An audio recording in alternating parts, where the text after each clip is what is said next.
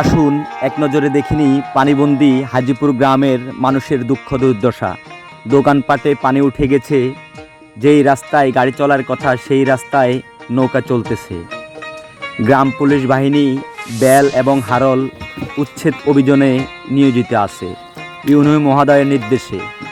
14 নং হাজিপুর ইউনিয়ন পরিষদে মানুষ সেবা নিতে আসতেছেন। সেবা প্রদানকারীরা প্রতিনিয়ত সেবা দিয়ে যাচ্ছেন। এই ভিডিওর মাধ্যমে আমি বেগমগঞ্জ ইউনিয়ন মহোদয় আরিফুল ইসলাম স্যারকে অসংখ্য ধন্যবাদ জানাই।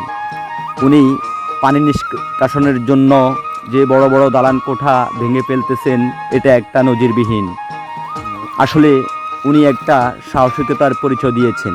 সাহস না থাকলে এত বড় বড় দালান কোঠা ভেঙে উনি পানি নিষ্কাশনের জন্য খালগুলা দখলমুক্ত করতেন না। তো ভিডিওটি ভালো লাগলে অবশ্যই লাইক, কমেন্ট, শেয়ার দিয়ে সকলের পাশে থাকবেন। আসসালামু আলাইকুম।